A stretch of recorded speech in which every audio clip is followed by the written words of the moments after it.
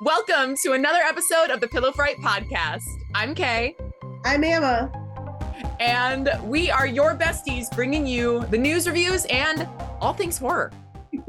Alyssa couldn't make it today, but have no fear. We have a special guest and fill in for her. You may have seen him as the star of How to Kill Your Coworkers and Get Away with It, Ape X Mega Ape, New World Order, or maybe he just spooked you with his written word for scripts for Are You Afraid of the Dark revival series, as well as the audio drama series. He is also the host of the legendary Los Angeles event, Dead Right Horror Trivia. Welcome, Jared Rivet. Oh, thank you for having me. Hey. We'll find out if on this podcast people can hear us scream. So Jared is going to be helping us bring in the mother of all spaceship slaughter movies, Alien. Very specifically, Alien Romulus, which all three of us had the extreme luck and pleasure of seeing last night at the Egyptian. Thank you to Beyond Fest and American Cinematheque. So at the time of this recording, Alien Romulus is in theaters only. And this episode will be spoiler-free, completely spoiler-free, safe zone. Now, there's a lot of history for not just the Alien film, not just Alien Romulus, but the Alien franchise and the Egyptian theater where we saw this last night. Right. Someone's a big old nerd, and I feel like they're just like already dying to tell us all about it. I feel like we're just going to be like, Jared, tell us everything. And you guys can disappear and go off and get coffee, get drinks, get lunch. This is Jared Rivet's TED Talk. Well, Yeah. it was funny. Glasses before though, just Yeah. Thank you, nerd. Excuse me. So yes, yeah. No, it was interesting because we at the screening that we went to last night at the Egyptian, Christian Parks, who runs Beyond Fest, or is one of the guys. He's one of the guys that runs Beyond Fest. Told this kind of story about how one of the big important, historical things about us seeing. So we got the special treat. We got to watch Alien before Alien Romulus. They actually ran the first film on 35, and it was the theatrical cut, the 1979 version, not the revised director's cut from the early 2000s. Which, by the way, I'm not a big fan of the director's cut, and neither is Ridley Scott. So the theatrical cut is the way to go. But the theatrical version in 1979 premiered at the Egyptian in 1979. So it was historic on a lot of different levels. And then, of course, we were there to see the brand new film, Alien Romulus. But what was interesting was he told the story, and he kind of got anybody that know Alien is one of those movies where we've digested and reread and rewatched all the documentaries and all the making ofs and all the commentary. So we all know all the stories. So it was fascinating to hear him kind of Cliff Notes wrong, kind of one of the weirdest parts of the Alien running at the Egyptian. So when Alien premiered at the Egyptian, they had the space jockey, not a recreation of it, but literally the Giger prop, the H.R. Giger prop from the original movie was in the courtyard. Oh, so that, yeah, I know where you're going with this now. Yes. Yes, it was the original prop. Now, I know the guy that owns the rest of the props, and I sent you guys a picture of me holding Ripley's space helmet from the end of the film when she's in the shuttle with the alien. So I know where all the rest of the stuff is to this day. And the space jockey is gone. It no longer exists because some sort of crazy Christian, overly religious, zealous dude, but someone who was spouting the word, spouting the gospel, thought that the space jockey, which was readily accessible in the courtyard, was demonic, that it was something satanic. I mean, he's not wrong. Nothing scary. No, I mean, it's terrifying. It's terrifying. And I mean, what a major part of that movie when they crawl up through that hole and come up into that big, wide open space with that giant thing sitting there. It is just like, okay, wait a minute. Like we have crossed over into a whole other level. Anyway, religious zealot lit it on fire. And it was not, as Christian said, it was not it was not flame retardant. It was not inflammable. It went up and it's gone. It no longer exists. So that prop was destroyed At some point, I believe either during the premiere or sometime around the actual, initial run of Alien at the Egyptian. That's not. So yeah, yeah. So that's where that prop is. It's ashes somewhere. Fire Well, so I department read. scoop that thing away. You're like, I have the remnants of it. It counts. And I have this bag right here. Put it in like a little egg urn. Adorable. When I was researching that same story, because when I was in line, for these screenings, you have to get there and you get in line early, whether you were a member or not, because I wanted good seats and you got to get there for that. Mm-hmm. But made friends in line, and he told me the same thing. He said, I don't know if that's before there were gates closing off the Egyptian, or if that's the reason there are gates closing off the Egyptian. But this person thought it was the devil and burned it down. Mm-hmm.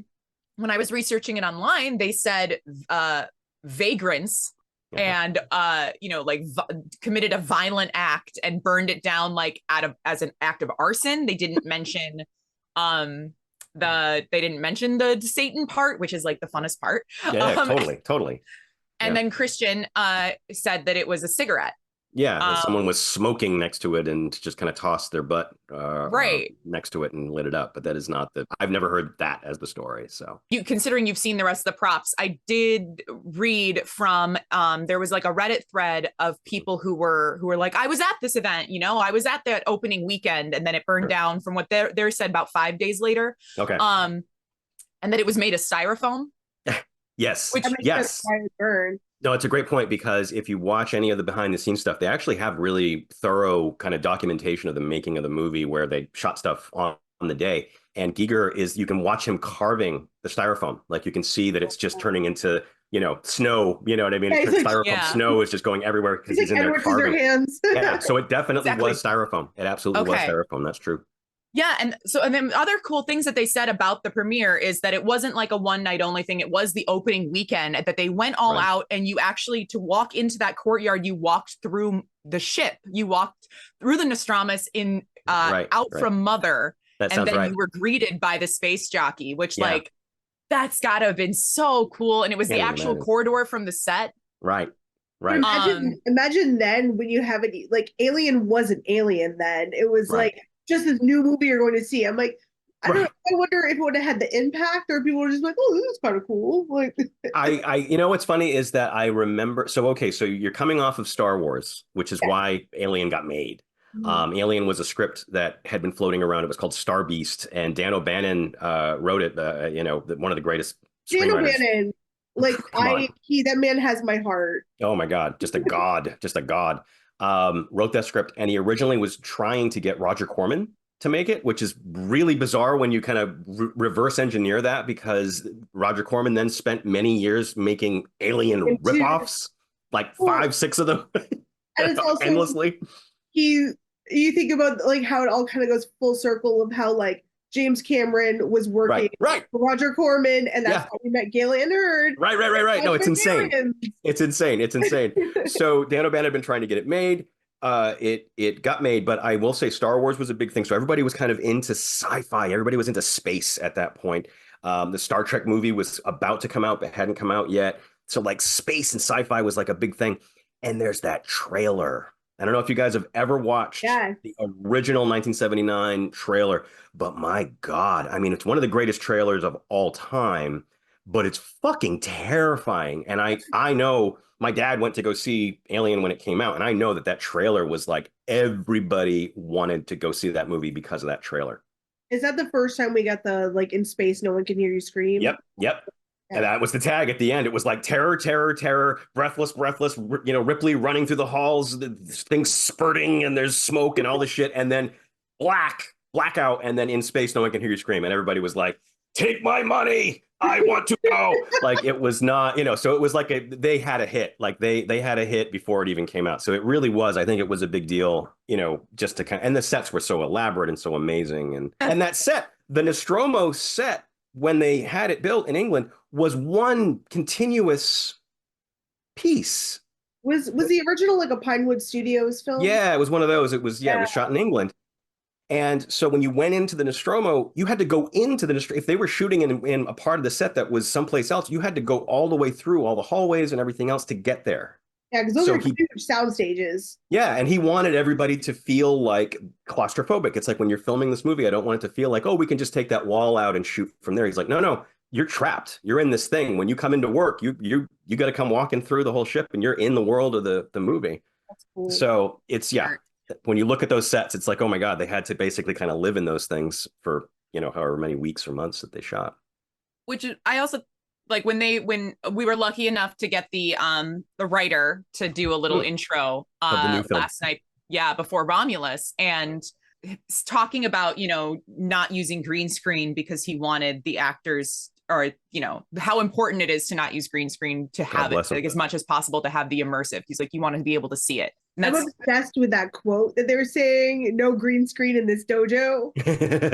Motto of the movie. I could see Eddie Alvarez like yelling that on set. Yeah. Yep. So good. God bless him. Well, the other thing that they mentioned was that even though it was not the actual premiere of Romulus, it was the only double feature of Alien into Romulus, and technically Romulus is going to be 1.5. But it was amazing that they did it at the Egyptian, and it was something that no one else is getting, because they're doing, lots of screenings of Romulus right now, but no one else is getting this, 35 millimeter print at the Egyptian. That was important. They said Ridley Scott insisted, he was like, nope, 35 and the theatrical cut in the old theater. That's what it has to be.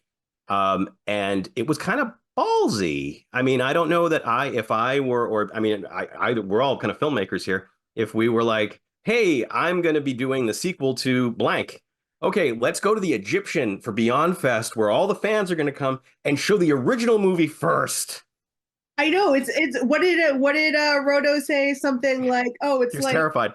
Like being like a cover band and playing after Rage Against the Machine. Yeah, that's exactly what he said. And like, if you think about something that makes it even more like intimidating / impressive, like this movie was originally made for straight to streaming. It was supposed to go to like Hulu. Right. They got like a Hulu budget to make this movie, and they're putting it up next to the original Alien. Like they got big swinging on this one. I mean, as much as I have been loving streaming movies and the ability of me to watch them in my pajamas, but Prey was absolutely fantastic and more than I ever expected from that movie. When I had read that it was going to be on Hulu, just like Prey, and then they were like, you know what? No, this has got to be released. I was like, oh, okay, I am in. Because that movie already blew me away. I think Prey helped, but what I've read in a few interviews is that Ridley Scott went to bat for this. It was like, this movie's great. You're dumb to not make enough money, make more money and put it in theaters. Like, it deserves a big screen. But think about like those, like, there's a really incredible, beautiful shots in this movie that were never meant to see a big screen. So I think that we're living in a lucky time just to see where we saw it. Absolutely. All right, so let's get into our spoiler-free reviews or I guess general thoughts of what we thought about the movie. Jared, you can go first. Yeah, I'll go first. I really enjoyed it. I actually thought it was good. I mean, it wasn't great, but it was really good, and I was like glad to see the approach that they took, and also that as it goes, it becomes almost like a greatest hits kind of thing, where they kind of take things from the earlier films and do some interesting things with them, or their own variations on them. But I thought it was intense and fun and gorgeous. I mean, absolutely stunning to look at. And the cast was all great. I love the new music. I love Benjamin Wallfisch, who's kind of taking credited inspiration from scores from the other movies. And some really interesting twists and turns and some things that I really wasn't expecting to see that I thought they pulled off really well. Getting to see it in a theater, getting to see it on screen, it changed the film, especially considering both times I'd seen Alien. Every time I've seen Prometheus and all of that was, at home. So this was the first time I got to see any of that on the screen. in a black theater. And the megalophobia was strong with some of those space scenes, because you do feel a little bit more like that you are also in the vastness. And I really think that helps with the scares and the terror. So I won't always say that I think that every movie needs to be viewed in a theater, but this one, I think it might have helped. Yeah, I agree. Like, I think this is a movie that, like, whenever I'm writing reviews, I always think to myself, like, if I'm a person with this much expendable income, would I suggest going to spend your money on this movie? And I do. I think this is a movie that greatly benefits from seeing it on the big screen. And I think that, and I'm not the most knowledgeable Aliens franchise person. So I went into it, there's a lot of things that I didn't know, or like sequels I haven't seen, and I still understood the movie. I still followed the plot, and I thought it was really, really fun. And honestly, like, kind of tearjerkery. Like, I teared up a few times. Like, I'm like, there's specific characters in it that I'm just like, I felt them so much. I'm like, oh. Yeah. I definitely cried a few times, so wasn't expecting that. Yeah. But I think you were right also to bring up the point about for the folks listening, like, okay, do I need to see all the Alien movies beforehand? And I think that it's helpful. I think that it's helpful, and we had the benefit of watching the first one just before, and I thought that there was definitely kind of a strategy there for us, because it really does call back specifically to the first film a lot. Yeah. Mm-hmm. So I'd say maybe watch the first one and then you're safe. But if you just go into this one, I think you're going to be fine. I think that, if this is your first Alien movie, I think you'd be okay. I haven't seen all the sequels. I've seen 1 and 2, and Right. leaving, I was like, whoa, could you guys believe that they did this or this or this? And Right. they're like, oh yeah, no, that's been done before. And I was like, well, not for me. Right. Yeah. Right. My first time seeing it, so Right. No, I won't spoil what it was, but it was you and I had a conversation. We were like, yeah, but did one of the movies do this, and then this? And I was like, yeah. You rattled it off, and it's exactly what they do in one of the other movies, and it's specifically meant to be a callback to that movie, obviously. But it was very funny to kind of see, like, yeah, no, they really did kind of like. So it's on the one hand, but on the other hand, they really do some new things with the mythology and with the aliens themselves that we've never seen before, which was really cool and really interesting. To like, okay, we've got this, part 9 or part 7, or depending on which continuity you're following, and to see them doing new interesting things was great. It was a lot of fun. Well, and even if you haven't seen all of them, the later movies are going to do callbacks to the original. So it's not like, oh, it's all callbacks. It's all been done. If you've never seen any Alien movies and you decide to do, like if there's like a Star Wars machete order, there's going to have to be a new Alien order. Oh, yeah. I don't even know. I don't even know how to prescribe that. I honestly don't. Well, that's your task now, sir. Make the Scott order.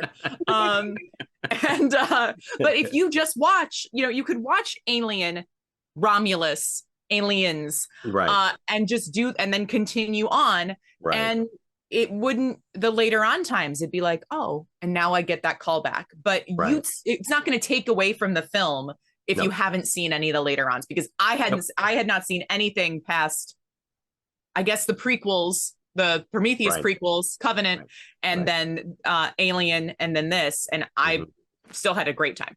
Yeah, it's a satisfying movie on its own terms, for sure. And this cast, though, we've got to talk about them, because, like, I mean, I'm sure everyone's done other things, but it wasn't like a loaded cast, right? Like, I haven't heard of. They all seem new to me. I thought they were great, though. Yeah. Like, they carried a movie without putting big names in it. You can all learn something from that.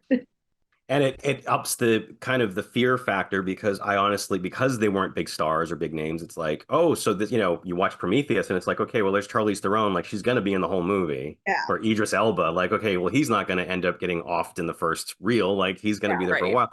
So, but these guys, this, all bets are off. They could go at any minute. You don't know, any of them could die. Any one of them could be Casey Becker. You don't know. So, guys, I want to talk about Fede Alvarez, because his career is so interesting to me.